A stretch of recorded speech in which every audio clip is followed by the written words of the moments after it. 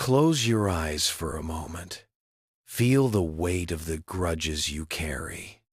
That bitterness, that constant replay of a past hurt who is truly paying the price for that mental fire. We cling to anger, believing it punishes the one who wronged us. Yet the Buddha offered a piercing truth. Holding on to resentment is like grasping a hot coal with the intent of throwing it at someone else. You are the one who gets burned. Tonight, we unravel this ancient wisdom. We will explore the destructive nature of dosa and offer a path to emotional freedom. It's time to put down the burning ember, heal the wound, and step into the boundless peace of Metta, loving kindness. The birth of the ember, from pain to poison. The metaphor of the burning ember is startlingly precise because it describes an immediate physical experience of psychological suffering. When a hurtful event occurs, a betrayal, a harsh word, or an injustice, the initial feeling is Vedana, painful feeling. This pain is unavoidable. It is the natural consequence of having a body and emotions. The problem arises not with the pain itself, but with the reaction to it. When we cling to the thought, "I have been wronged, they must pay," we transform the initial pain into dosa aversion, hatred, or resentment. This aversion is the hot coal. We pick it up, not to heal the wound, but to preserve the memory of the wound, hoping that by clutching it, we maintain some form of control or leverage over the offender. However, the Buddha taught that the mind, or citta, is the most delicate and easily defiled instrument we possess. Dosa, being one of the three poisons, alongside lobha, greed, and mobha, delusion, instantly contaminates the mind stream. The mind, when holding resentment, loses its fundamental qualities, replaced by internal agitation and stress. Panya, replaced by a tunnel vision focused only on the perceived wrong, replaced by cold, hard isolation. The internal incineration, mind and body connection. The most devastating consequence of holding the ember is that the suffering is entirely contained within the holder. The person who wronged you may have moved on, may be completely oblivious, or may have even forgotten the incident. But you, the holder, are reliving the injury repeatedly. The Buddha's teachings connect the mind and body inextricably. Holding a hot coal causes literal burns. Holding resentment causes energetic, chemical, and physical burns. Modern science confirms this ancient truth. The body. Chronic anger elevates stress hormones. Cortisol raises blood pressure, suppresses the immune system, and contributes to heart disease. The mind. The mind is constantly engaged in the painful sankhara, mental formation, of planning revenge or reliving the hurt. This mental fixation consumes vast amounts of energy that could be used for creativity, compassion, or simply peace.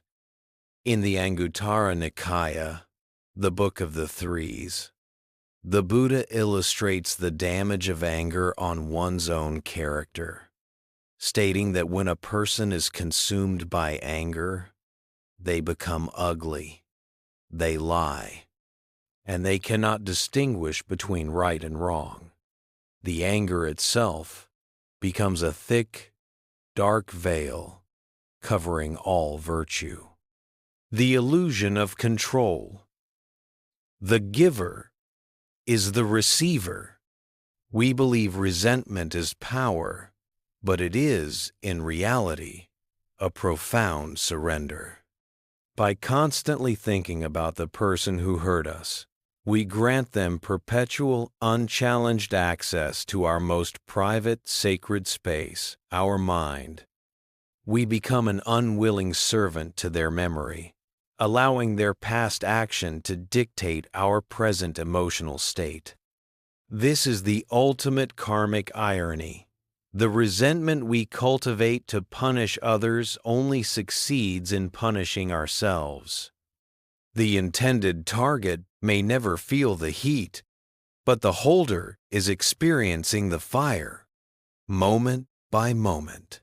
True spiritual liberation begins the moment we recognize that the only way to genuinely take back control is to stop feeding the flame and accept that the injury done to us is far less than the injury we are currently doing to ourselves. Through non-forgiveness, the karmic trap. Focusing on external accountability. When we hold the burning ember, our justification is often rooted in a distorted sense of justice.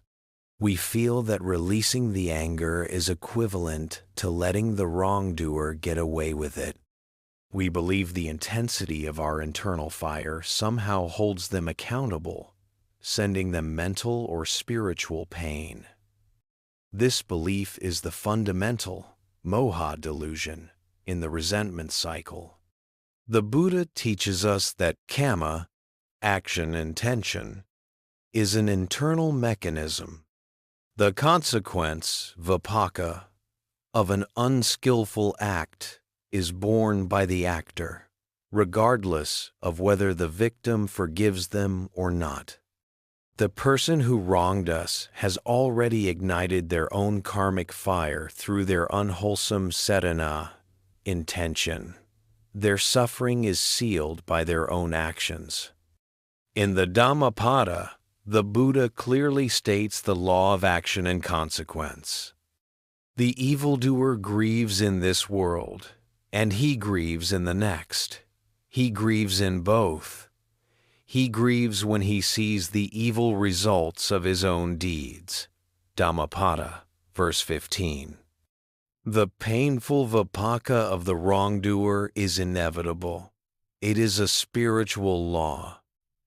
Our anger does not hasten or intensify their suffering. It only guarantees our own suffering in the meantime. We are attempting to enforce a law that is already perfectly self-regulating.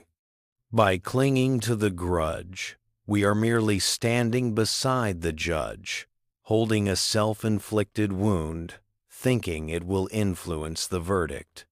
The shared ignorance. Understanding the root of harm. To truly release the ember, we must develop paññā, the insight into why the offender acted in the first place. Nobody who is truly happy, peaceful, and fully aware acts with malice. Harm is always born from a place of deep dukkha, suffering, and avijja, ignorance. The offender, driven by their own greed, hatred, dosa, or delusion, inflicted pain because they themselves were in pain. They were acting from a place of spiritual deficiency. Recognizing this doesn't excuse the action, but it changes the emotional lens through which we view them. When we see the offender not as a demonic entity but as a human being tragically trapped by their own poisons, our emotion shifts from raging hatred to profound karuna, compassion.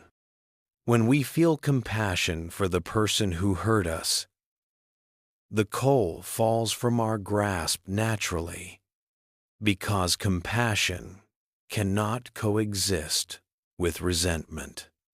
The freedom of the forgiver, a self-sufficient act. Forgiveness in the Buddhist context is not about absolving the wrongdoer of accountability. It is a radical, self-serving act of self-liberation. Forgiveness means, I acknowledge the pain. I recognize the karma is theirs, not mine to carry. I refuse to allow their past action to define my present emotion. The key distinction is that we forgive not for them, but for the inherent purity and peace of our own mind. It is a declaration of emotional sovereignty, a spiritual boundary drawn against the toxic influence of the past. By choosing Khanti, patience, and letting go of the ember, we become the most powerful agent in our own life. We shift our focus from waiting for external justice to cultivating internal peace. This internal peace is the true antidote to the burning coal, and it is entirely within our control, regardless of whether the person who hurt us ever changes or apologizes. The practice of radical non-clinging.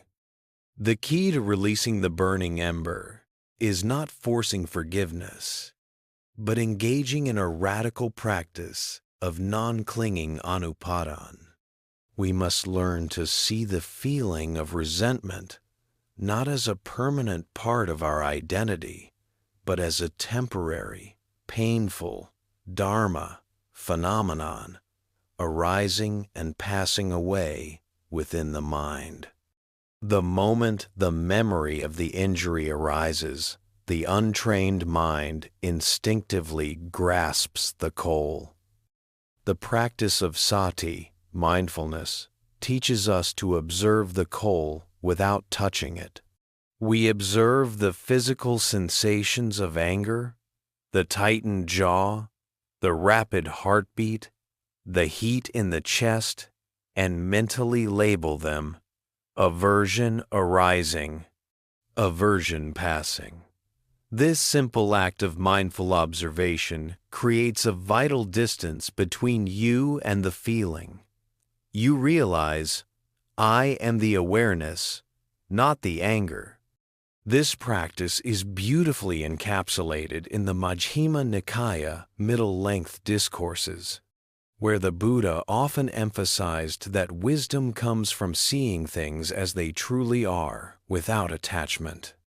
Cultivating Metta, the fire extinguisher.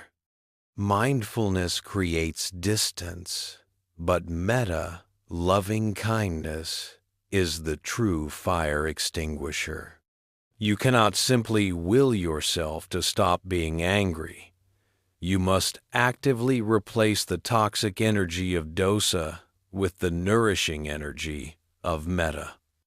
The practice of metta involves consciously radiating goodwill, systematically expanding it outward.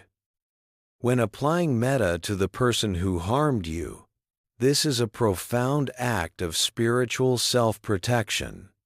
Start with the self. Radiate metta to yourself first. Send feelings of peace, acceptance, and healing to the part of you that was hurt. If you don't heal yourself, your compassion for others will always be shallow. The neutral person. Next, extend metta to someone you feel neutral about. This builds the muscle of non-attachment. The difficult person. The offender. This is the hardest, yet most critical step. Mentally recite.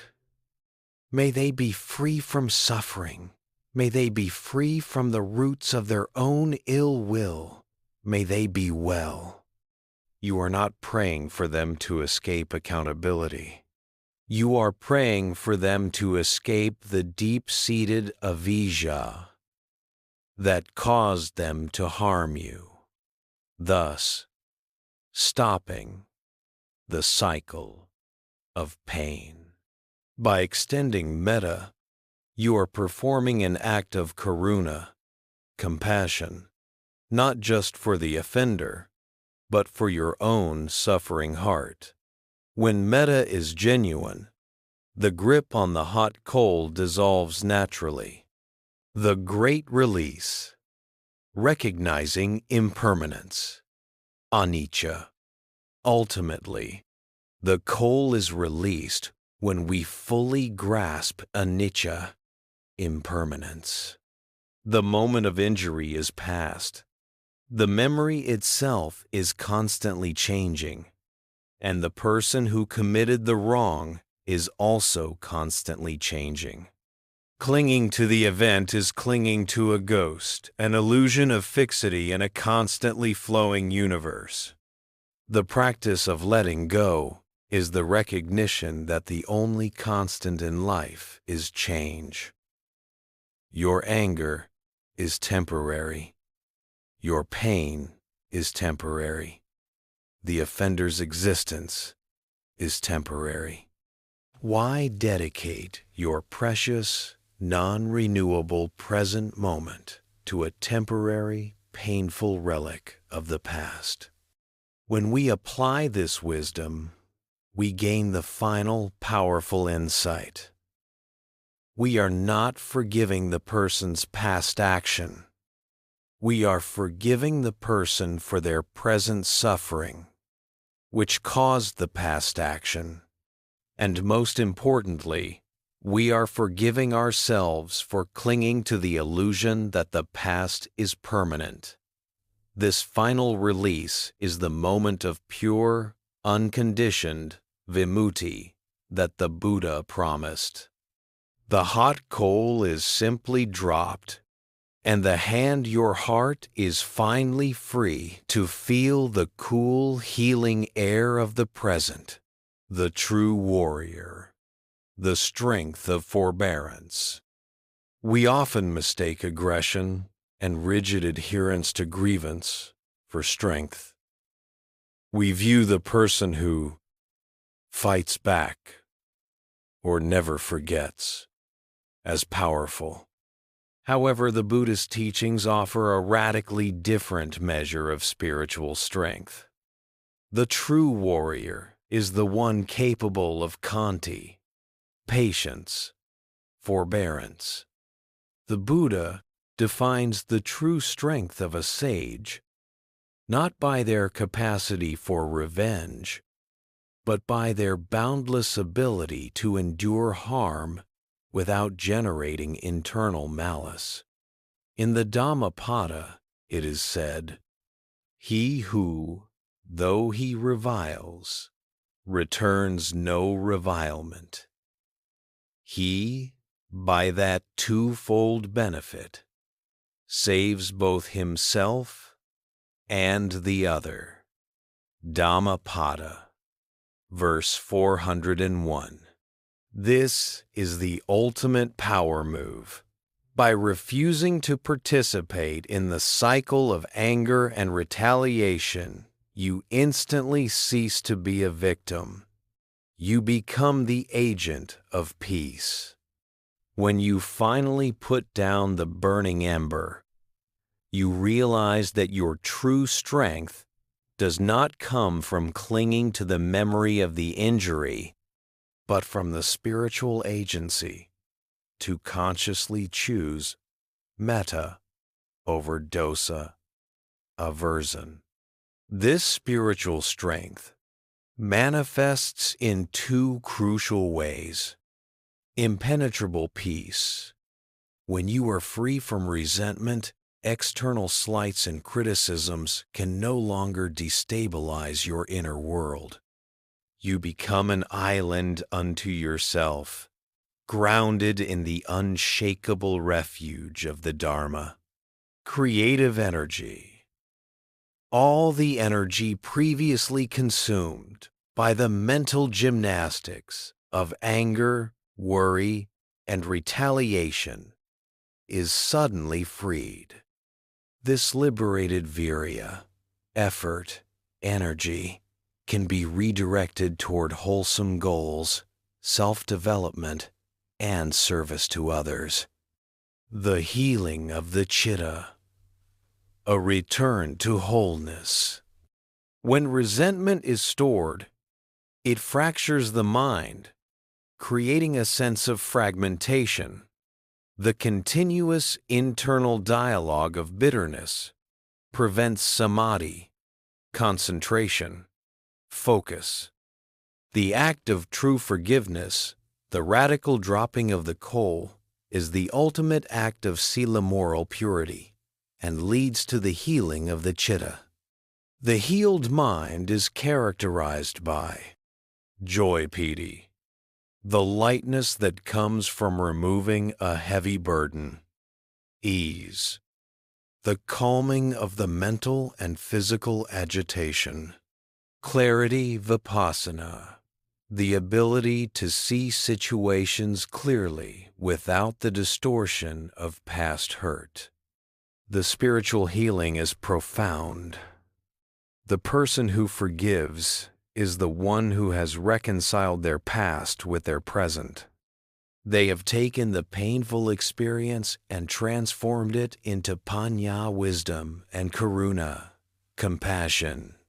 The injury is no longer a scar that pulls them backward, but a spiritual compass that guides them forward, reminding them of the fragility and preciousness of inner peace. A compassionate worldview, the end of the cycle. The ultimate goal of this practice is not just personal peace, but the transformation of one's entire worldview. When you truly release the ember, you begin to see the world through the lens of interconnectedness. You understand that your peace is intrinsically linked to the peace of others, including the person who wronged you. The bitterness of resentment keeps the cycle of suffering spinning. By choosing to let go, you are not only saving yourself from the burning coal, but you are also actively participating in the cessation of dukkha for all beings caught in the cycle of dosa. You are casting a radiant light of metta into the world, demonstrating that it is possible to stop reacting and choose peace. This is the highest form of spiritual contribution, living proof that liberation is possible, one mindful choice at a time. The ancient wisdom of the Buddha gives us the ultimate spiritual survival guide. The only person truly harmed by resentment is the one who holds it. Today, make the radical, courageous choice to drop the burning ember. Forgiveness is not a gift you grant to the offender. It is the vimutti, liberation, you grant to yourself. Embrace the mighty strength of Khanti forbearance. Let metta loving kindness be the cool stream that washes away the ash. Your peace is non-negotiable, and your present moment is too precious to dedicate to a painful past. Choose peace. Choose freedom. Choose now.